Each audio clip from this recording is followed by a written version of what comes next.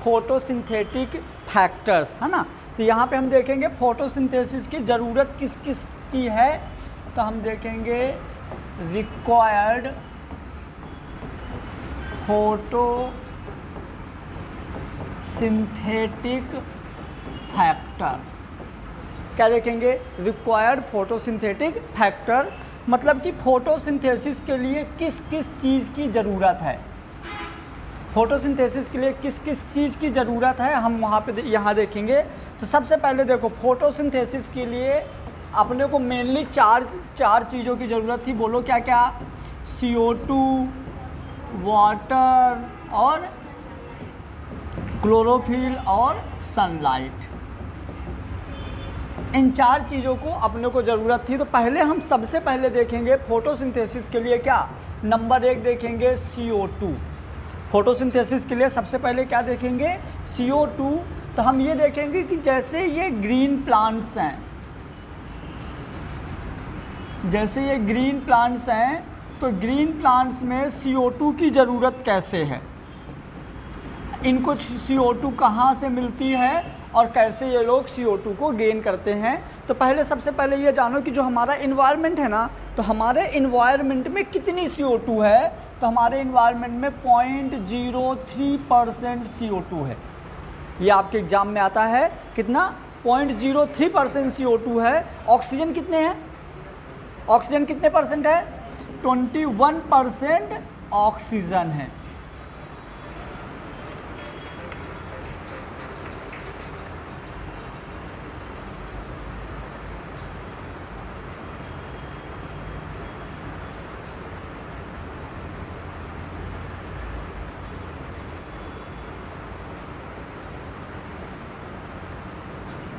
हम्म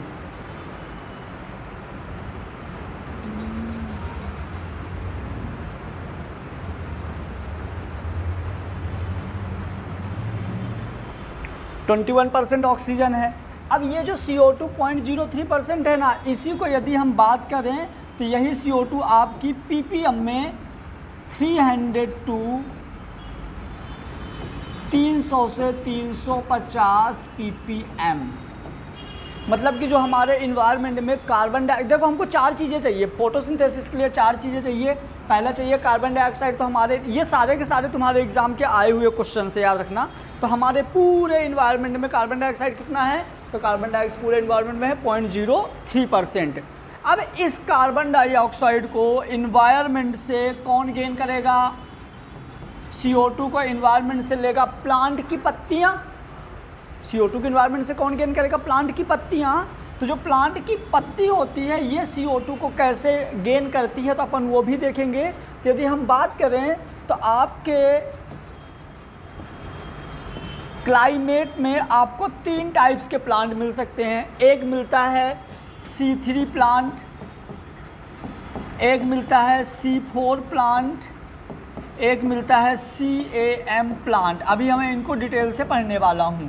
तो ये 3 टाइप्स के प्लांट मिलेंगे। इन 3 टाइप्स के प्लांट में C3 प्लांट में फर्स्ट CO2 जो एक्सेप्टर होता है वो होता है RUBP, राइबुलोज बाइफॉस्फेट जो होता है। तो C3 प्लांट में पहली बार CO2 एक्सेप्ट करता है।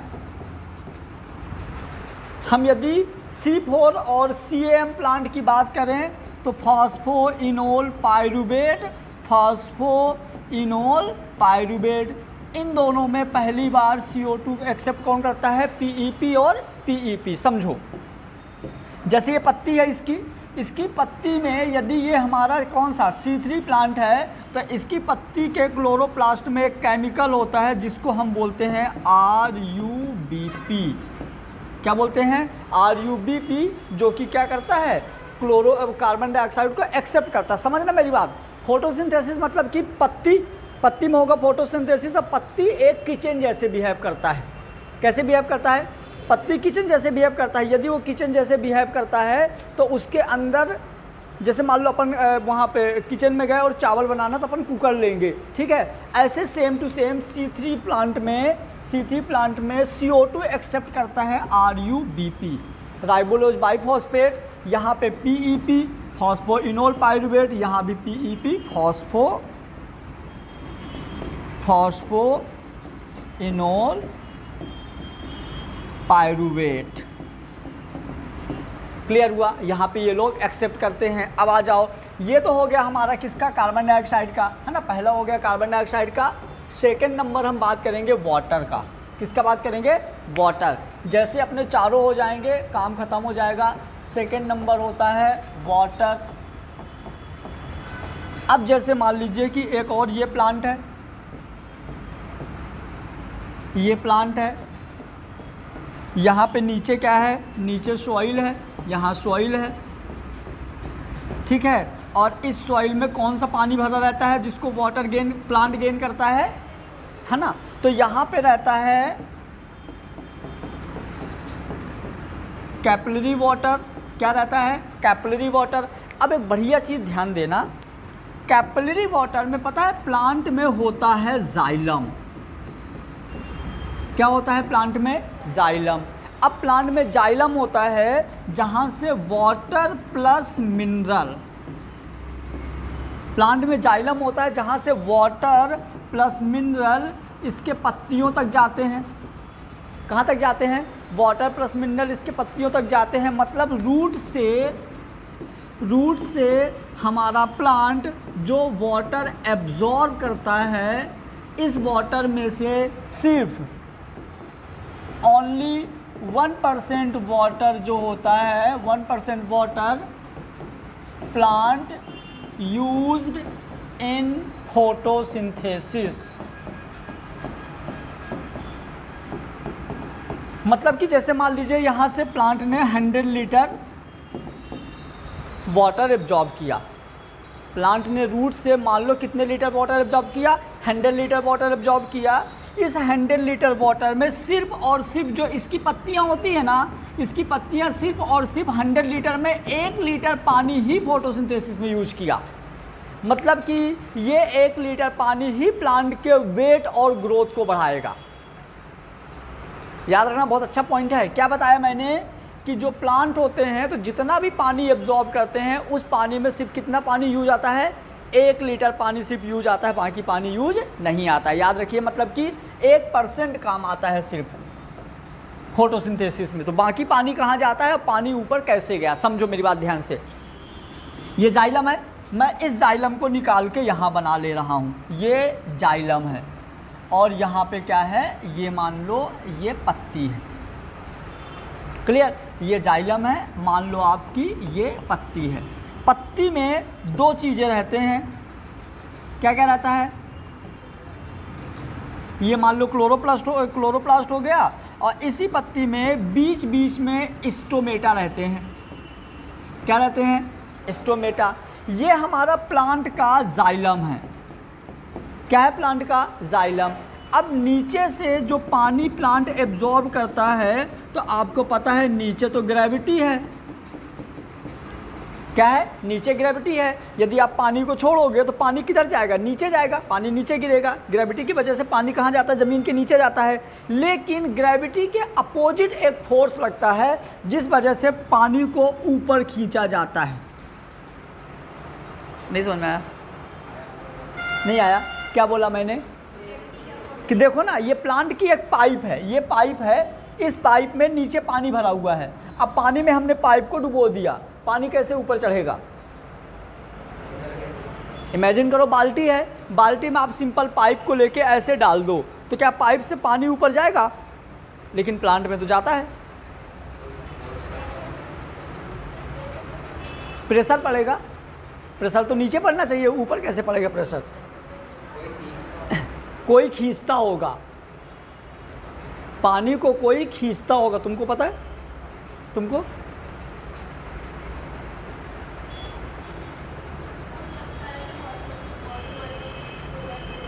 कौन सा फोर्स होता है वो? हाँ, क्या होता है समझना। एक साइंटिस्ट थे, समझ लो, आगे तो हम पढ़ेंगे, Dixon and Joly. Dixon and Joly करके एक साइंटिस्ट थे। उन्होंने बताया कि जब पत्ती में सनलाइट पड़ती है, जब पत्ती में क्या पड़ती है? सनलाइट पड़ती है, तो पत्ती के सरफेस से पानी वेपर बन के उड़ता है। नहीं समझ में आया? पत्ती के सरफेस से पानी वेपर बन के उड़ता है, और जो ये पानी वेपर बन के जो ऊपर उड़ता है, ये पानी वेपर बन के ऊपर उड़ता है, तो हम इसको बोलते हैं ट्रांसपायरेशन। क्या बोलते हैं?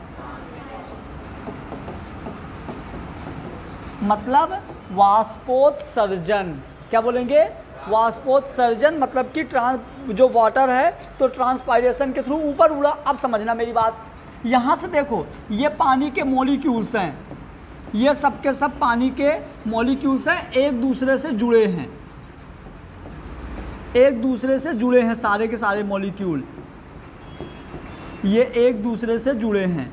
अब क्या होगा, जैसे ये वाला मॉलिक्यूल ऊपर उड़ा तो ये वाला मॉलिक्यूल इसको खींचेगा, ये मॉलिक्यूल इसको, ये एक दूसरे को खींचते रहते हैं, जिनको हम बोलते हैं एधेशन फोर्स।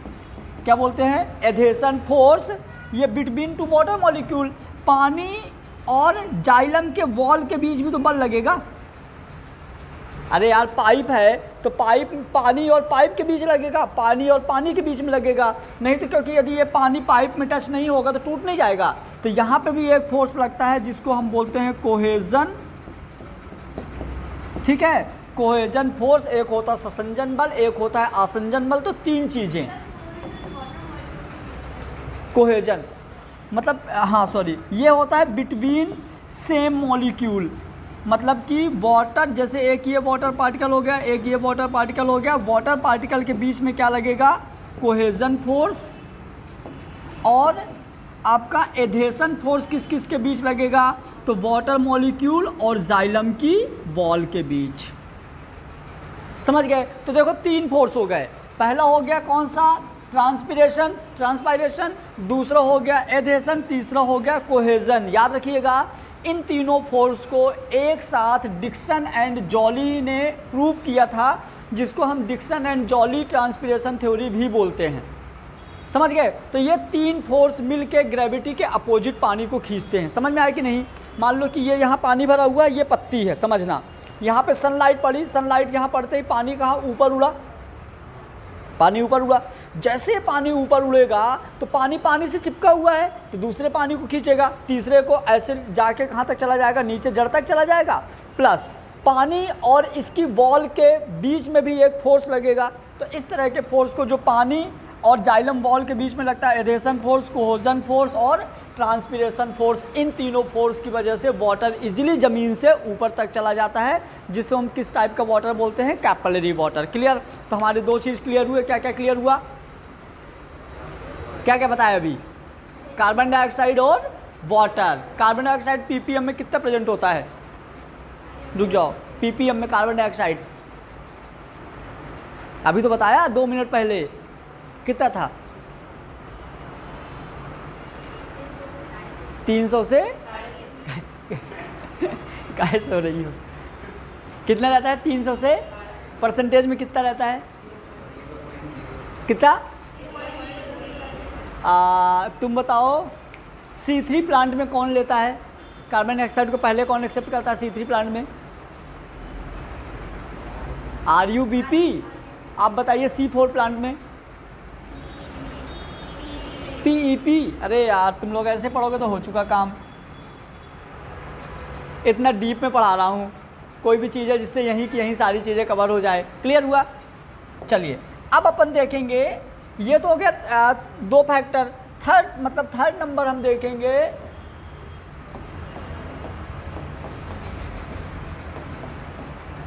थर्ड नंबर अपन बात करेंगे किसकी? सनलाइट की। याद रखिएगा, थर्ड नंबर किसकी बात करेंगे? सनलाइट की। अब यदि हम सनलाइट की बोलें तो जो सनलाइट से लाइट आती है उसमें कौन सी कलर की लाइट होती है? क्लियर है कि नहीं? जो सूर्य का प्रकाश आता है हमको कैसे दिखता है? वाइट कलर के। और इस वाइट कलर में कितने कलर इंक्लूडेड रहते हैं? कितने कलर रहते हैं? 7 कलर रहते हैं, बिब्ज्योर, है ना। अब इन 7 कलर में आपको पता है violet, indigo, blue, green, yellow, orange और रेड, इनकी वेवलेंथ भी फिक्स होती है। क्या फिक्स होती है इनकी? वेवलेंथ। वेवलेंथ कितनी होती है? तो यदि हम बात करें वायलेट की होती है 3800 एंगस्ट्रॉन्ग, इसका होता है 7800 एंगस्ट्रॉन्ग। लेकिन जब आप लोग फिजिक्स के न्यूमेरिकल सॉल्व करोगे ना, तो इनका आपको कुछ ऐसे लेना पड़ेगा अप्रोक्स में। तो यदि कहीं पे 4000 या यदि कहीं पे 8000 दिया हुआ है तो कंफ्यूज होने की ज़रूरत नहीं है। अब समझना मेरी बात। मान लीजिए कि ये पत्ती है, मान लीजिए ये पत्ती है, पत्ती में क्लोरोप्लास्ट डिस्ट्रीब्यूटेड है, पत्ती में क्लोरोप्लास्ट डिस्ट्रीब्यूट है। अब क्या होगा, मान लीजिए कि इसमें ब्लू कलर की लाइट आई, मान लीजिए कि इसमें रेड कलर की लाइट आई, मान लीजिए कि इसमें वाइट कलर की लाइट आई। अब सबसे बढ़िया चीज़ बताऊं, ध्यान से सुनना। यहाँ पे यदि हम एनर्जी की बात करें तो E इक्वल टू होता है hc/λ। एनर्जी क्या होता है? hc/λ। H की वैल्यू होती है 6.67 इंटू 10 की पावर -34, C की वैल्यू होती है 3 इंटू 10 की पावर 8। लैम्डा की वैल्यू आप किस कलर के लिए देख रहे हो, लैम्डा की वैल्यू आप जिस कलर का ले रहे हो वहाँ से आप लैम्डा की वैल्यू निकाल सकते हो। आपको यदि क्या है वायलेट कलर का निकालना है तो वायलेट की वैल्यू लिख दो, आपको यदि ब्लू या ग्रीन निकालना है तो आप यहाँ की वैल्यू रख दो। मतलब जैसे मान लो आपको बोला गया कि रेड कलर की वेवलेंथ बताइए, रेड कलर की एनर्जी, तो रेड कलर से निकाल सकते हो। अभी इसको आप थोड़ा सा स्टॉप करके रखना, इसके बारे में हम बाद में बात करेंगे। अब समझना मेरी बात ध्यान से। देखो अब पत्ती में दो चीज़ें होगा, इस पत्ती में दो चीज़ होगा, या तो लाइट का एब्जॉर्प्शन होगा और लाइट में प्रोसेस होगी। मतलब कि आपको यहाँ पे ये बताना है कि पत्ती में कौन सी लाइट पड़ने पर ज़्यादा लाइट का एब्जॉर्प्शन होता है, पहला क्वेश्चन। दूसरा, पत्ती में कौन सी लाइट पड़ने पर ज़्यादा उसका प्रोसेस होती है, मतलब फोटोसिंथेसिस की रेट किस कलर में ज़्यादा है। अब फोटोसिंथेसिस में कौन से कलर के लाइट का एब्जॉर्प्शन ज़्यादा है, ये चीज़ समझ में आया, बिगजोड़ समझ में आ गया। ये वाइट कलर में ये 7 कलर रहते हैं और ये सातों कलर मिल के ही क्या करवाते हैं,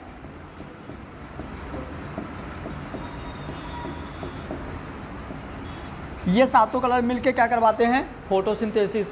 अब ये जो फोटोसिंथेसिस होती है तो अलग अलग कलर में अलग अलग रेट से होती है, ध्यान देना। क्या बोला मैंने, फोटोसिंथेसिस जो होता है अलग अलग कलर में अलग अलग रेट में होती है। अब आ जाइए, यदि हम बात करें, हमने मतलब यहाँ पे हमने एक क्वेश्चन है हमारा कि maximum light absorption in photosynthetic process, blue, red, green, yellow. मतलब जो आपकी फोटोसिंथेसिस की रेट होती है, फोटोसिंथेसिस की रेट में सबसे ज़्यादा किस कलर के लाइट का एब्जॉर्प्शन होता है,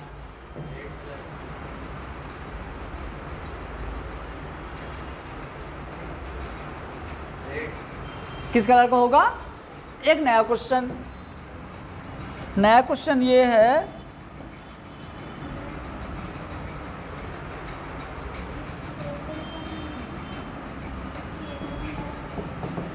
रेट ऑफ फोटोसिंथेसिस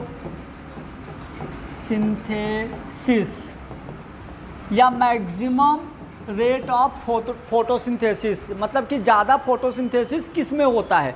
देखो एक तो लाइट का एब्जॉर्प्शन होता है, पहला समझ रहे हो ना, लाइट का एब्जॉर्प्शन होना और फोटोसिंथेसिस का रेट, मतलब कि तेज की धीरे, है ना, होना दोनों अलग अलग है। तो red, blue, green,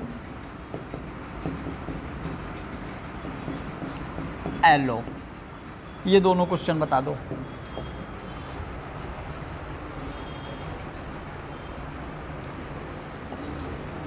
effectiveness of light in process बताओगे? ब्लू की वेवलेंथ दोनों के बीच में, यदि हम ब्लू की वेवलेंथ की बात करें तो ये हो जाएगा तुम्हारा 5000 के समथिंग। बताओ बनेगा कि नहीं बनेगा? बताओ ना। पहले वाले में maximum light absorption in process, light का एब्जॉर्प्शन किस में ज़्यादा होता है? दूसरा है रेट ऑफ फोटोसिंथेसिस, फोटोसिंथेसिस की रेट किस में ज़्यादा होती है?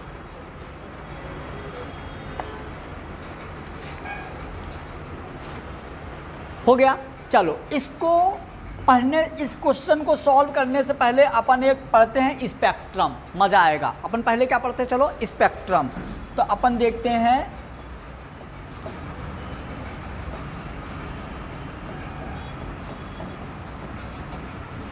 स्पेक्ट्रम। आपको पता है टोटल दो टाइप्स के स्पेक्ट्रम अपने को पढ़ना है। एक पढ़ना है एक्शन स्पेक्ट्रम, एक पढ़ना है एब्जॉर्प्शन स्पेक्ट्रम, एक पढ़ना है एक्शन स्पेक्ट्रम। समझ गया? अब इसको देखना, दोनों के स्पेक्ट्रम को अपन देखते हैं और दोनों को अपन रिलेट करेंगे फिर इसी स्पेक्ट्रम से हमारा क्वेश्चन सॉल्व होगा। इसी स्पेक्ट्रम से अपना क्वेश्चन सॉल्व होगा। पहले हम क्या देखेंगे? मान लो नेस ऑफ एब्जॉर्प्शन ऑफ लाइट, दोनों ग्राफ समझना, ठीक है। एक में हो गया क्या? लाइट का एक्शन, और एक में यहां भी वेवलेंथ, ये हो गया वेवलेंथ और ये भी हो गया वेवलेंथ। अब देखिएगा यहाँ पे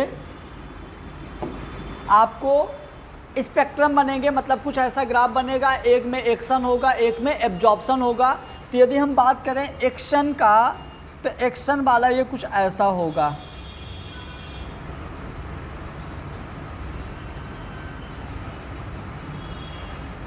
एब्जॉर्प्शन वाला कुछ ऐसा होगा।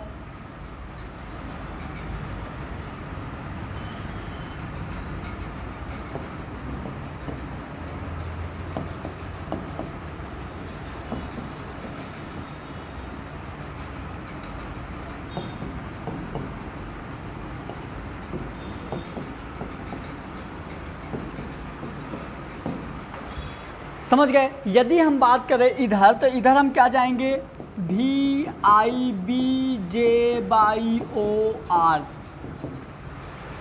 याद रखना, मैं तुम लोगों को पहले क्लास में ही बहुत डीप का सिखा रहा हूँ, क्योंकि इसको रिवीजन का टाइम तो मिलेगा नहीं कि अपन लास्ट क्लास में, नेक्स्ट क्लास में अपन डीप में सीखेंगे। तो यही पूरा बहुत खतरनाक वाला सीखो। क्लियर? आओ, नहीं तो कोई ये सब थोड़ी पढ़ाता तुमको। फोटोसिंथेसिस वगैरह में ये इतना इजी नहीं, वो तो डायरेक्ट साइकिल स्टार्ट हो जाता है ना। तो देखो यहाँ पे अपन ने क्या किया? स्पेक्ट्रम मतलब कुछ ग्राफ बनाया। अपन ने ग्राफ बनाया, पहला ग्राफ बनाया मैंने एक्शन के लिए। एक्शन के लिए कि मतलब हमारा काम कैसे होगा? तो पहले देखो, पहला यहाँ पे देखो, यदि हम बात करें तो ये हो गया एक्शन का, ये हो गया वेवलेंथ। तो ब्लू और रेड, तो एक्शन किस में ज़्यादा हो रहा है? रेड में। फिर यदि हम बात करें एब्जॉर्प्शन, तो एब्जॉर्प्शन किस में हो रहा है? ब्लू में। एब्जॉर्प्शन कहाँ हो रहा है ज़्यादा? ब्लू में। समझना मेरी बात। तो यदि हम बात करें एक्शन का, तो एक्शन ज़्यादा होगा आपका रेड कलर में, और एब्जॉर्प्शन रेड कलर के बाद किस में होगा? ब्लू कलर में। ध्यान देना, यदि हम बात करें एब्जॉर्प्शन, तो सबसे ज़्यादा ब्लू कलर में, उससे कम रेड कलर में। तो आइए यहाँ पे देखो, हमने बोला maximum light absorption. Maximum light absorption किसका? मैक्सिमम लाइट एब्जॉर्प्शन ब्लू का। एक्शन किस में ज़्यादा होगा? समझ गए? बन जाएगा ना? अब सुनो इसको और देखो, अच्छे से देखो इसको। ये ग्राफ बहुत अच्छे से देखो, ग्राफ एकदम याद होना चाहिए कि हमारा यदि हम बात करें एक्शन, तो ब्लू के बाद जो कलर होगा उसमें एक्शन इसके बाद वाले कलर से कम होगा। ये नीचे झुका हुआ है, ये झुका हुआ नहीं है। अच्छे से देखो, यदि हम बोलें VIBJYOR। यदि हम बोले एक्शन ज़्यादा इंडिगो में होगा कि ऑरेंज में? एक्शन ज़्यादा इंडिगो में होगी ऑरेंज में? ऑरेंज में। क्यों ऑरेंज में होगा? क्योंकि इंडिगो तो नीचे झुका हुआ है, ये झुका हुआ नहीं है। तो ये सिंपल वाले क्वेश्चन भी पूछ सकता है, ये भी पूछ सकता है। एब्जॉर्प्शन किसका ज़्यादा होगा, इसका कि इसका? ग्राफ से अंदाज़ा लगाना है। क्लियर हुआ? ठीक है, तो याद रखो। देखो मैंने क्या बोला कि सबसे ज़्यादा एक्शन रेड में होगा, एब्जॉर्प्शन ब्लू को होगा। एक्शन रेड में होगा, एब्जॉर्प्शन ब्लू को होगा। इसके बाद सिर्फ दो कलर का रोल है, रेड और ब्लू। किसका रोल है? रेड और ब्लू। तो फिर से एक बार देख लो कि एक्शन ज़्यादा किसका हो रहा है? रेड कलर, मतलब रेड कलर की लाइट जो है ज़्यादा फोटोसिंथेसिस करवाएगा। रेड कलर की जो लाइट है वो ज़्यादा फोटोसिंथेसिस करवाएगा, और जो ब्लू कलर की लाइट है वो क्या करेगा? ज़्यादा एब्जॉर्प्शन होगा। दोनों चीज़ें याद रखेगा। क्लियर? अब एक दूसरा क्वेश्चन दे रहा हूँ, बनना चाहिए।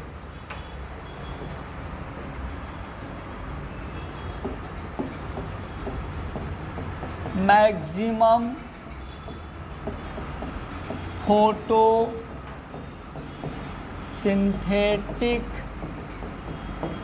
Action in.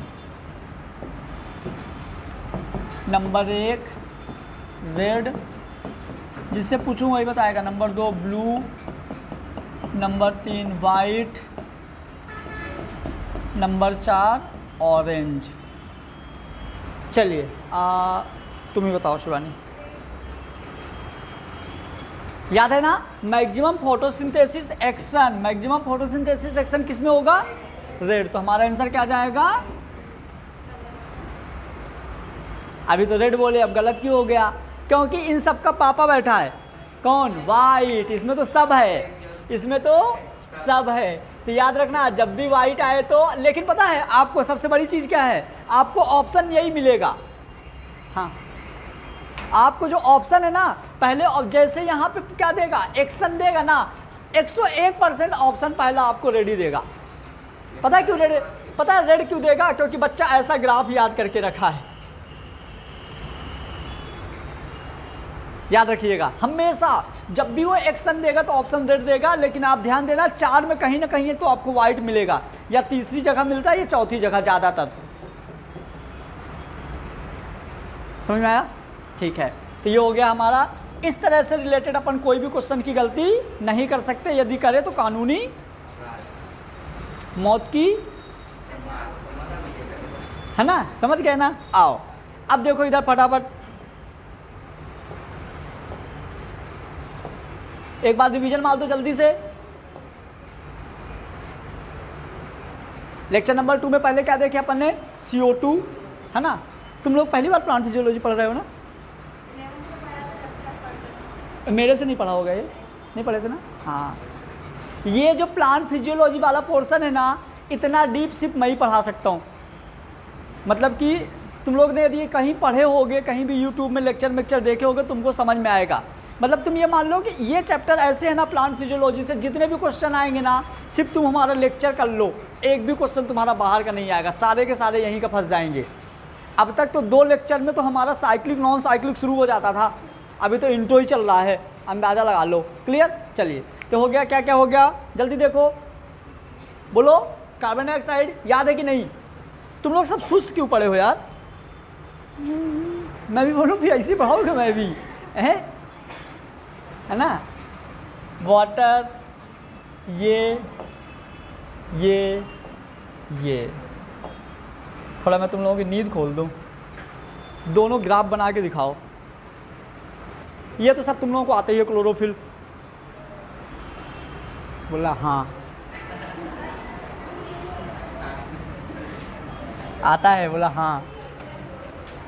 चलो तुम तो कुछ मत बताओ, ये क्वेश्चन बता दो, क्लोरोफिल का कलर कैसा होता है? ये देखो, हल्के में ले रहे उसको, है ना? कौन सा कलर होता है? ग्रीन। इसीलिए मैं आज ग्रीन कलर से लिखूंगा। कौन सा नंबर? 4th है ना?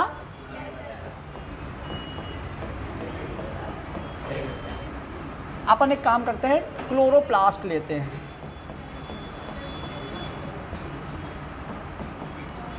फोर्थ नंबर है क्या? क्लोरोप्लास्ट।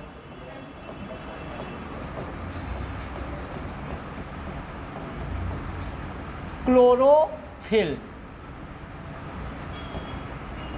ठीक है, अब आओ अपन बात करते हैं क्लोरोप्लास्ट या क्लोरोफिल का। इसको अपन देखेंगे कि ये कहाँ है। तो पहले इसकी हम समझेंगे पोजीशन और बनता कैसे है। तो पहले अपन देखते हैं क्लोरोफिल बनता कैसे है, कौन कौन से फार्मूलों से क्लोरोफिल बनता है। तो स्टार्टिंग देखो, आप लोग समझने का प्रयास करना। जैसे मान लो ये सीड है, जैसे ये सीड है, सीड के ऊपर बनता है क्या, शूट एपेक्स, जो कि क्या बनाता है, स्टेम। बोलो बोलो, स्टेम, लीफ और फ्लावर। नीचे बनता है रूट एपेक्स, जो कि क्या बनाता है, रूट। जब सीड स्टार्टिंग में जर्मिनेट हो रहा होता है तो ग्रीन कलर का होता है। नहीं समझ में आया? जब बीज अंकुरित होता है स्टार्टिंग में तो किस कलर का होता है ये? इसका मतलब है कि इसमें कुछ क्लोरोफिल टाइप का होगा। कैसा होगा? कुछ क्लोरोफिल टाइप का होगा। तो जो क्लोरोफिल बनता है ना, ये सीड में जो केमिकल्स होते हैं, कौन कौन से केमिकल, प्रोटीन हो सकता है, फैट हो सकता है, कार्बोहाइड्रेट हो सकता है, मतलब कि सीड के अंदर जो केमिकल्स होते हैं, ये केमिकल क्या बनाते हैं, क्लोरोफिल। सीड के अंदर जो केमिकल रहते हैं क्या बनाते हैं, क्लोरोफिल। कौन कौन से केमिकल होते हैं, तो इसका अपन एक फार्मूला देखेंगे।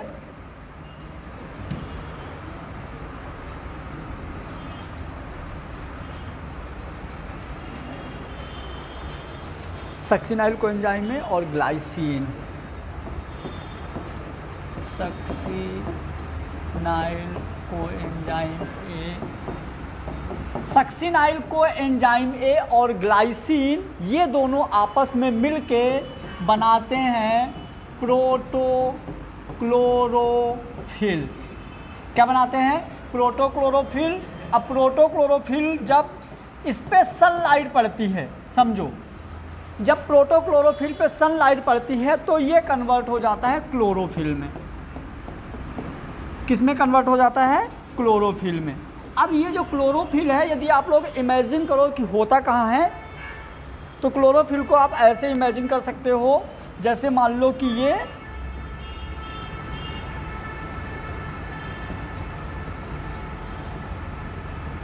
ये पत्ती है,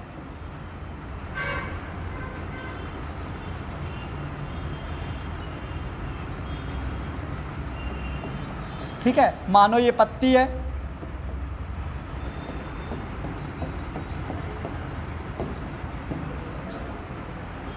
अब पत्ती में क्या होता है ना, एग शेप, अंडे के टाइप के कुछ बॉक्स लाइक स्ट्रक्चर होता है, जो कि ऐसे अरेंज रहता है। ये पूरी पत्ती में डिस्ट्रीब्यूटेड होता है, पूरी पत्ती में ये डिस्ट्रीब्यूटेड होता है। इसको हम क्या बोलते हैं? क्लोरोफिल। ये क्या होगा अपना?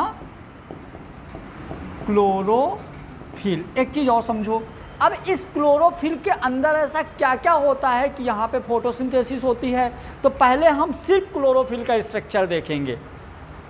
पहले हम क्या करते हैं, सिर्फ इसका स्ट्रक्चर देखते हैं, फिर देखते हैं कि इसके अंदर ऐसा क्या होता है कि ये ग्लूकोज बना डालता है।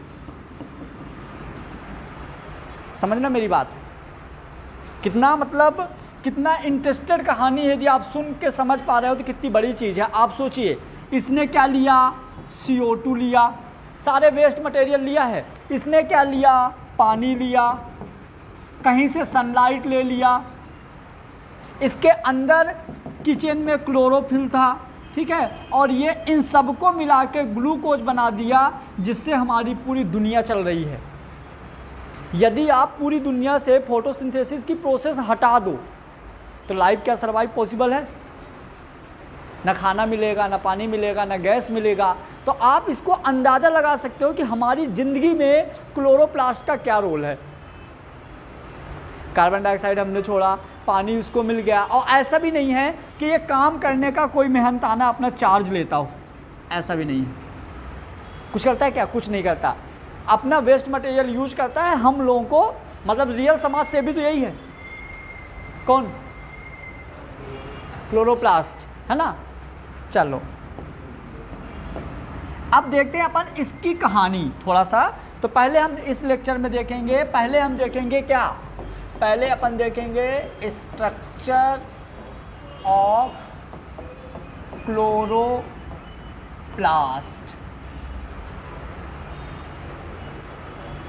क्या देखेंगे पहले, स्ट्रक्चर ऑफ क्लोरोप्लास्ट। गजब मजा आएगा, एकदम ध्यान से सुनना, ठीक है। स्ट्रक्चर ऑफ क्लोरोप्लास्ट में इसमें पहले एक आउटर लेयर होती है, हमने एक बाहर लेयर बना दिया, ठीक है। बाहर वाली लेयर को हम बोलेंगे क्या, आउटर मेम्ब्रेन। एक जस्ट इसके अंदर होती है,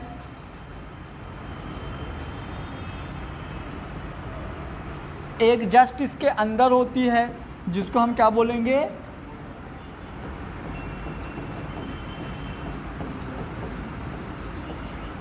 इनर मेम्ब्रेन।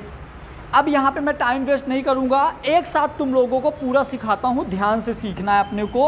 अब इसी के अंदर क्लोरोप्लास्ट, ये पूरा स्ट्रक्चर एक शेप हो गया, मतलब हमारा क्लोरोप्लास्ट कैसा हो गया, एक शेप स्ट्रक्चर हो गया। इस क्लोरोप्लास्ट के अंदर सिक्के के कुछ बंडल्स होते हैं, जैसे मान लो 10 के सिक्के, 5 के सिक्के, अपन ने सिक्के का पूरा बंडल बना दिया, तो इस तरह से कुछ सिक्के के इसके पास बंडल्स होते हैं। ये कुछ सिक्के के बंडल्स होते हैं, और ये बंडल्स भी मतलब कैसा बनाया गया पता है, 2 सिक्कों का एक बंडल, फिर उसके ऊपर, मतलब 2 सिक्कों में टेप लगा दिए, फिर उसके ऊपर, फिर उसके ऊपर, समझ गए, 1-2 का एक का टेप लगा दिए, 1-2 का एक का टेप लगा दिए, इस तरह से पूरा बंडल बना देते हैं। इस तरह से देखो पूरा हमने बंडल बना दिया। ये अब हमने ये जो बंडल बनाया है ना यार, तो पता है इन बंडल्स में इन सब को एक साथ बोलते हैं ग्रेना। यदि प्लूरल नंबर में है तो क्या बोलते हैं, ग्रेना। लेकिन इनमें से कोई एक सिक्का ग्रेनम।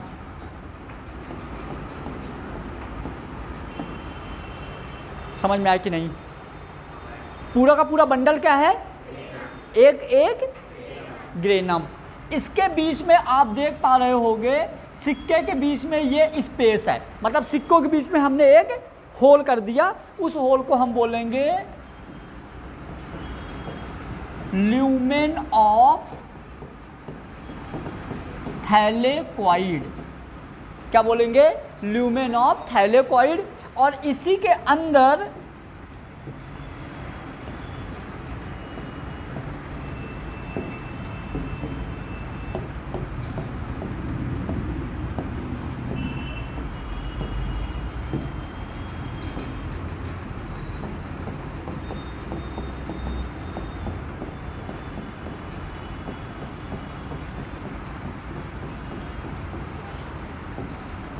पता है इस पे होता है बेटा फोटो सिस्टम। क्या होता है इस पे होता है फोटो सिस्टम फर्स्ट, और इसी पे होता है फोटो सिस्टम सेकेंड भी।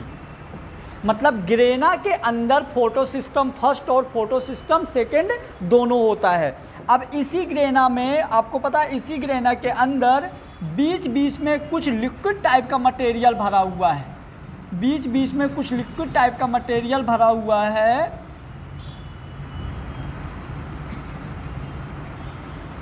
यहाँ पे बीच बीच में कुछ लिक्विड टाइप का मटेरियल भरा हुआ है। इस मटेरियल को हम बोलते हैं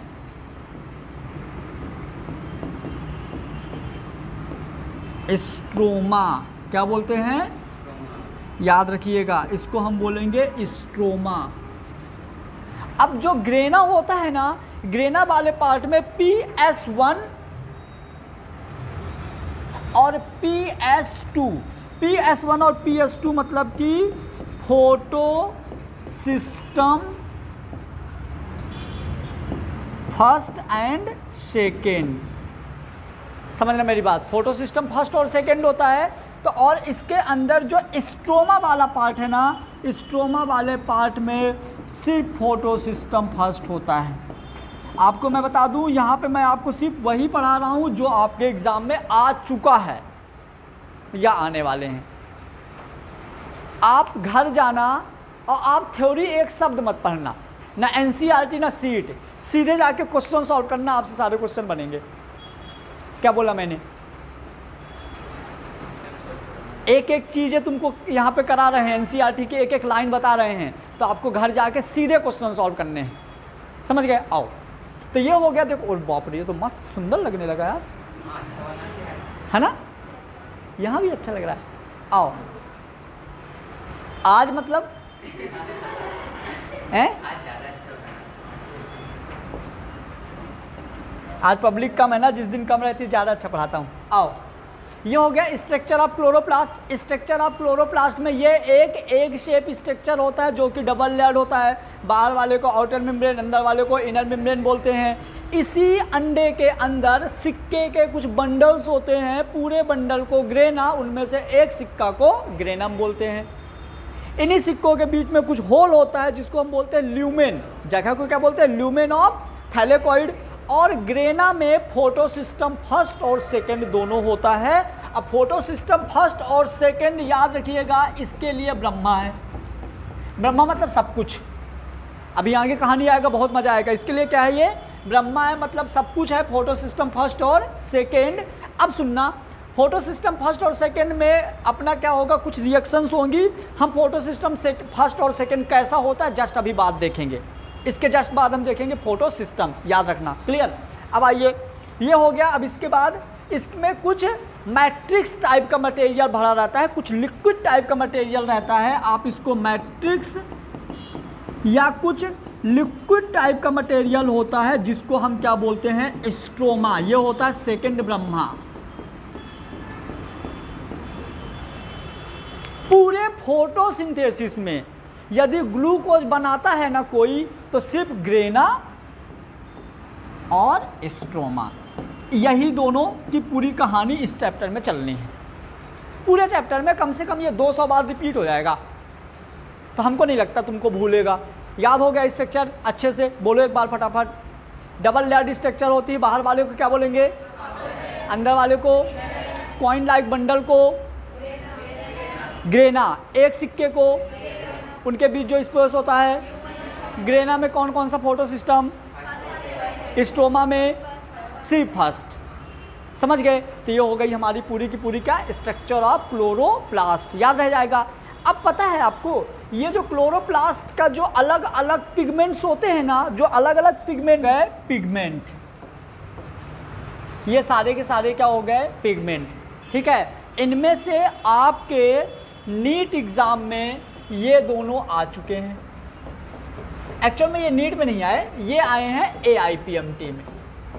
पहले ऑल इंडिया PMT का एक एग्ज़ाम होता था जिसको अब बदल के नीट कर दिया गया है। उसमें आपके क्लोरोफिल A और B पूछा जा चुका है। तो इस बार 50% इन दोनों का चांस है, 50% इसका चांस है C का। यदि क्वेश्चन रिपीट नहीं करता लेकिन वो कॉन्सेप्ट रिपीट करता है। आ जाइए, तो जल्दी बोलो क्लोरोफिल A का, फटाफट बोलो। C55H72O5N4Mg। याद हुआ? C55H72O5N4Mg, ये हो गया A का। B का बोलो फटाफट। कुछ नहीं, देखो यहाँ पे 2 कम हुआ, यहाँ 1 बढ़ गया, यही ना? यहाँ पे 2 कम हुआ, यहाँ 1 बढ़ गया, तो हो जाएगा B। मतलब कि A का है C55H72O5N4Mg, C55H70O6N4Mg। क्लियर? आ जाइए नेक्स्ट जल्दी। C25H32O4N4O5N4Mg, है ना? ये आ सकता है इस बार, याद रखिएगा। उसके बाद यहाँ पे आ जाइए क्लोरोफिल D, C54H70N4Mg। ये आने के चांस कम है, फिर भी C50H56। तो ये सारे के सारे आपके पिगमेंट हैं जिनमें से आपको ABCD याद रखना है। और ABCD में आपको 80% इनको याद रखना है और 20% यह याद रखना है। ये आप जब जैसे ही मैं कल इस क्लास स्टार्ट करूँगा सबसे पहले आपसे ये पूछूंगा। समझ गए? मैंने आज क्या क्या पढ़ा? सिर्फ 4 फैक्टर पढ़ा एक क्लास में। सोचो, carbon dioxide, water, light, chlorophyll, लेकिन बहुत है इतना, ठीक है। अभी अपन देखेंगे अब फोटोसिंथेटिक रिएक्शन, और जहाँ भी आपको रिएक्शन नाम आएगा तो आपके दिमाग में ये आएगा कि या तो रिडक्शन हो रहा होगा या तो ऑक्सीडेशन हो रहा होगा या तो दोनों हो रहा होगा। जब भी आपके मन में क्या आएगा, रिएक्शन आएगा, तो आपके मन में ये तीन चीज़ें आ सकती हैं, रिडक्शन, ऑक्सीडेशन और रेडॉक्स। आओ मज़ा आएगा। चलो अब अपन एक काम करते हैं, यहाँ पे अपन सारे के सारे ले लेते हैं। तो सबसे पहले अपन ने क्या लिया, CO2।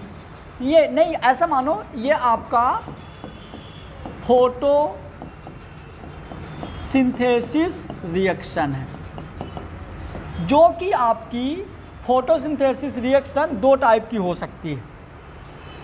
ये फोटोसिंथेटिक रिएक्शन है, और फोटोसिंथेटिक रिएक्शन आपके दो टाइप्स की हो सकती है। एक में हो सकता है ऑक्सीडेशन, एक में हो सकता है रिडक्शन।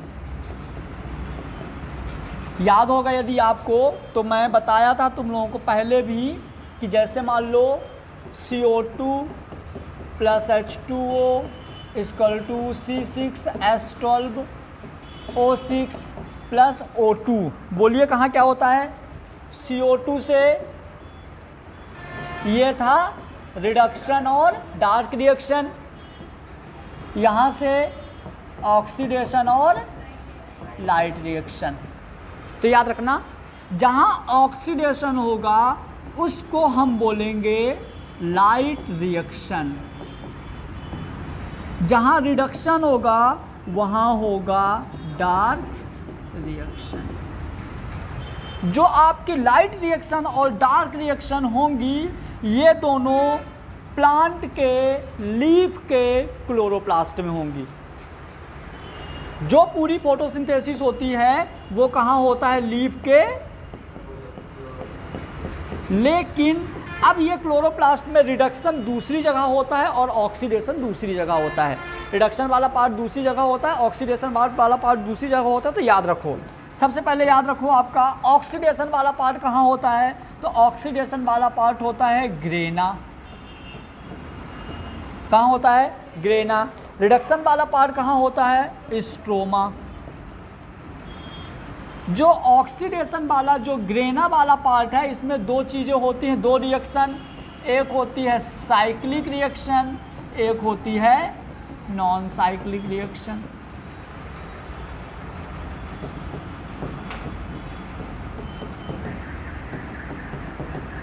जो आपका स्ट्रोमा वाला पार्ट होता है, स्ट्रोमा वाले पार्ट में आपके तीन रिएक्शन होती हैं। एक होती है C3 साइकिल, एक होता है C4 साइकिल, एक होता है CAM साइकिल।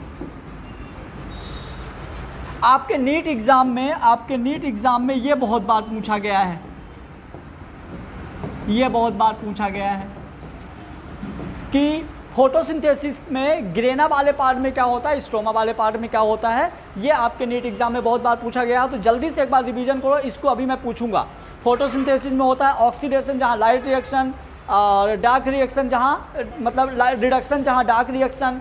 आपकी लाइट रिएक्शन ग्रेना में होती है, डार्क रिएक्शन स्ट्रोमा में होती है। ग्रेना वाले पार्ट में साइक्लिक और नॉन साइक्लिक, स्ट्रोमा वाले पार्ट में C3, C4 और CAM।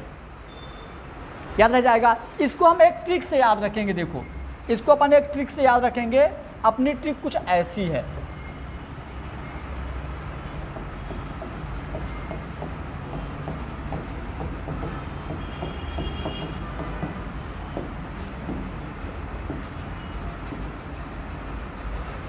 क्या तुम मेरे को डियर सर बोल रहे हो? बोल के देखो, मैं टीवी गिफ्ट करूंगा।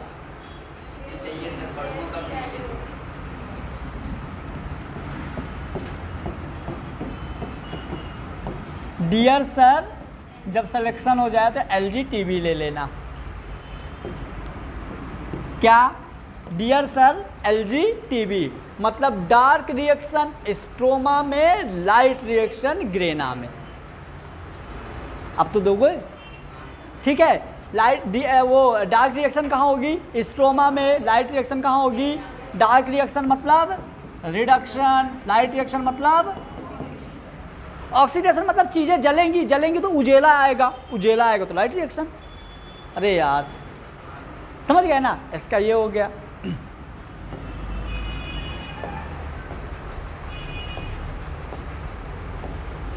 एक बार फिर से फटाफट रिवीजन कर लो जो जो आज पढ़े हो जल्दी से। सबसे पहले क्या देखे थे हमने? CO2 परसेंटेज कितना था देख लिया, कौन कौन एक्सेप्ट करता था वो भी देख लिया। उसके बाद अपन देखे थे क्या?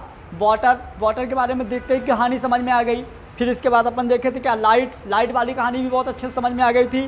कहाँ ज़्यादा एब्जॉर्प्शन होगा, कहाँ किसका ज़्यादा एब्जॉर्प्शन होगा, किस में ज़्यादा प्रोसेस होगी, समझ में आ गया था। इन सब ने बोला था कि हमेशा सबका बाप कौन होता है? वाइट। उसके बाद फिर मैंने पढ़ा क्लोरोप्लास्ट कहाँ कैसे रहता है। फिर मैंने देखा इसमें क्लोरोप्लास्ट का स्ट्रक्चर। क्लोरोप्लास्ट स्ट्रक्चर के बाद ये हमने फार्मूले देख लिए। फार्मूले के बाद अपन ने क्या देख लिया? साइक्लिक और नॉन साइक्लिक कहाँ कैसे होती है। उसके बाद फिर मैंने देख लिया लाइट रिएक्शन, फोटोसिंथेसिस में ये चीज़ें होता है। क्लियर? क्या है ये देख लिए ना। मैं क्या बोला था? जिस दिन पब्लिक कम आएगी ज़्यादा पढ़ाता हूँ और पढ़ाऊँगा।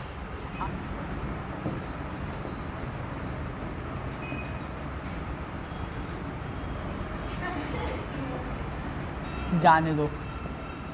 ये हो गई मान लो लीफ,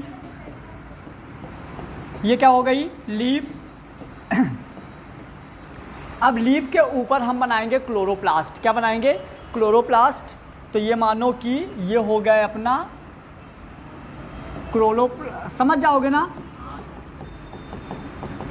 आपके बुक में कुछ ऐसे ही मिलता है, लेकिन ये हो गई लीफ, ये हो गया क्लोरोप्लास्ट। क्लोरोप्लास्ट के ऊपर कुछ ऐसे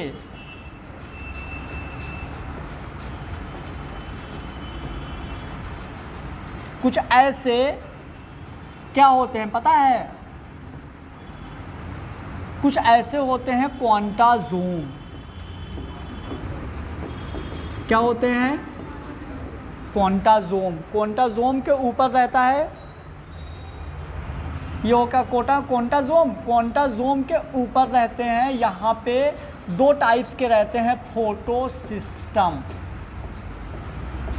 क्या रहते हैं यहाँ पे? दो टाइप्स के।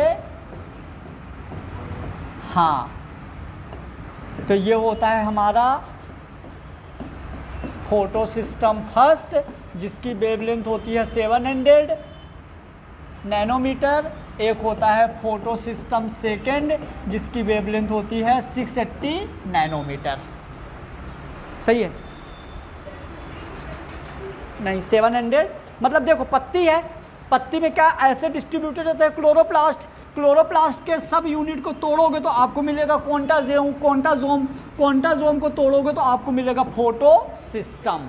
क्या मिलेगा? फोटोसिस्टम। अब ये जो फोटोसिस्टम होता है ना, ये जो अपना फोटोसिस्टम है, ये जो फोटोसिस्टम है, चाहे वो फर्स्ट हो चाहे वो सेकेंड हो, रियल में कुछ ऐसा रहता है। देखिए फोटोसिस्टम रियल में कुछ ऐसा रहता है।